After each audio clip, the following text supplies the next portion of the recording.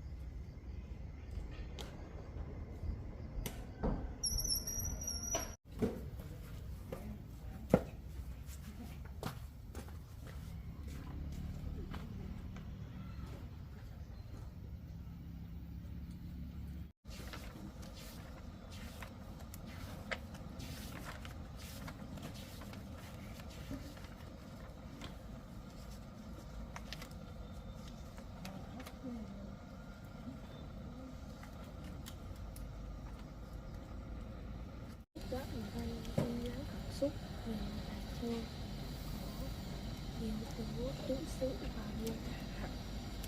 Tình cảm, cảm xúc là một trong những phẩm chất quan trọng trong hàng đầu của thơ. Để thể hiện tình cảm, cảm xúc, các nhà thơ đã chọn nhiều cách khác nhau, trực tiếp hoặc gián tiếp.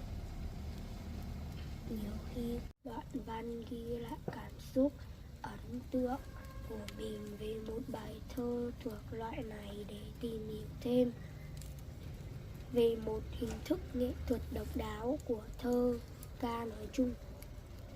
Đánh giá ý nghĩa của chúng trong công việc thể hiện tình cảm, cảm xúc của nhà thơ, chỉ ra được nét độc đáo. Đọc bài thơ Mây và Sóng của Tagore, nhan đề bài thơ là mây và sóng, nhưng nhà thơ Tagore không đưa người đọc lãng du tới những xứ sở thần tiên xa xôi, mà dẫn chúng ta về giữa cuộc đời bình dị để cảm nhận và xúc động trước tình mẹ con thiêng liêng bất diệt. Chi tiết thật đắt, người đọc đồng cảm với tình yêu mẹ tha thiết mong muốn luôn được ở bên mẹ của em bé. Ôi, nước sôi rồi.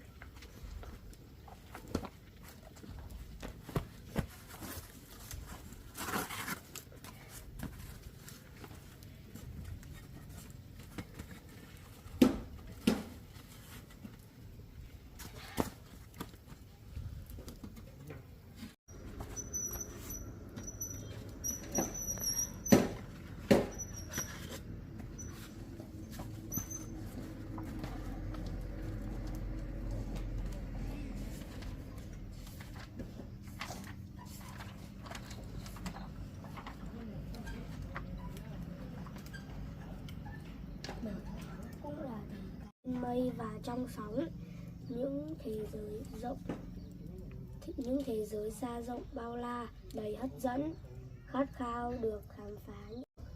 Khi em nhớ rằng mẹ mình đang đợi ở nhà, mẹ luôn muốn mình ở nhà, em bé đã từ chối bằng câu hỏi có tính khẳng định: làm sao có thể rời mẹ mà đến được, làm sao có thể rời mẹ mà đi được. Yêu thế giới thiên nhiên kỳ diệu, yêu mẹ. Dĩ miền tỏa sáng là bờ biển bao dung ôm ấp che chở suốt đời con, và mái nhà tổ ấm đầy tình cảm mẹ con. Niềm vì niềm hạnh phúc ngọt ngào khi được sống trong vòng tay em yêu thương mẹ.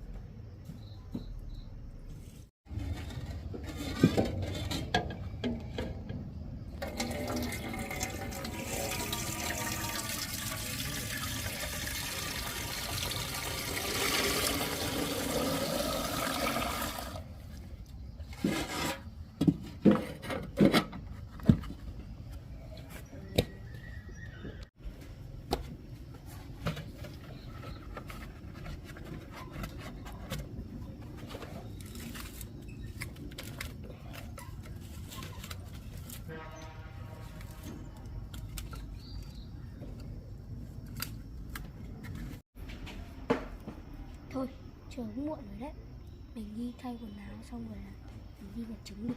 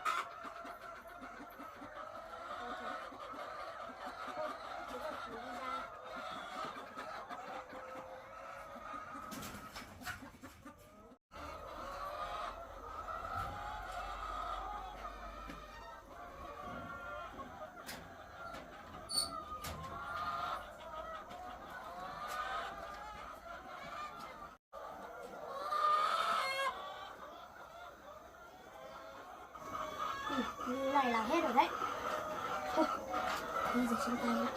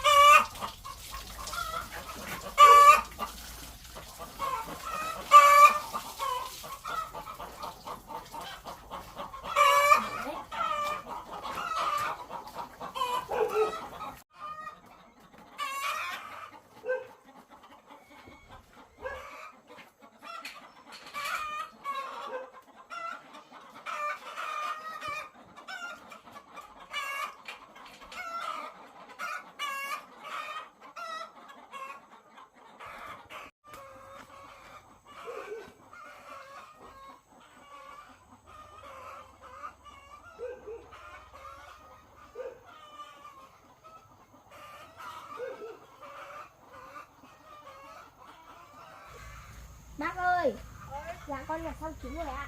Xong rồi à? Dạ vâng. Có bị vỡ quả nào không? Dạ nhiều quả bị dập á. Dập á? Dạ vâng. Cháu nhặt là thấy bị dập rồi bác ạ. Thế cháu làm dập hay là gà làm dập? Dạ gà làm dập với bác ạ. Tưởng là cháu làm dập là bác trừ tiền đi đấy. Dạ vâng.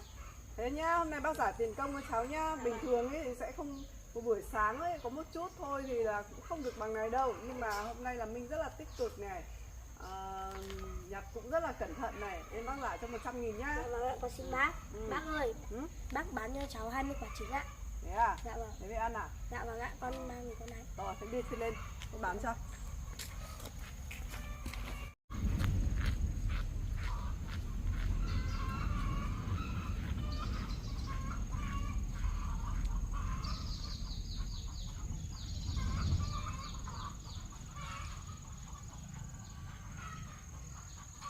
Trứng rồi đã.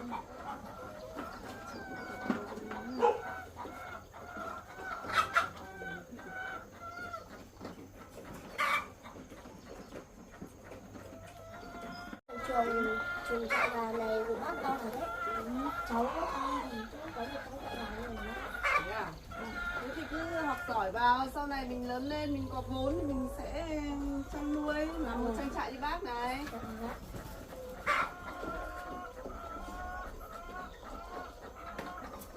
Tôi thấy nuôi gà này có khó không bác? Khó thì cũng chẳng khó đâu, nhưng mà quan trọng là phải chịu khó. Dạ vâng. Phải chịu khó này. Nếu mải chơi quá thì cũng không làm được, bởi vì á, ngoài cho ăn này, cho uống ra này, còn thu trứng đúng giờ này, xong lại soạn đơn đi ship cho khách này. Nói chung là phải chịu khó. Mà ngày nào cũng phải làm như thế, bất kể trời nắng hay là trời mưa. Không có khái niệm được nghỉ đâu. Sẽ thật là tiết kiệm với lại thật là học tập tốt để có một trang trại gà như bác ạ. Rồi bác chúc cho mình sẽ, ước mơ của mình sẽ thành hiện thực nhá. Vâng ạ, con cảm ơn ạ. Thế hôm nay mua trứng về để ăn à? Vâng ạ, con mua trứng về để ăn ạ.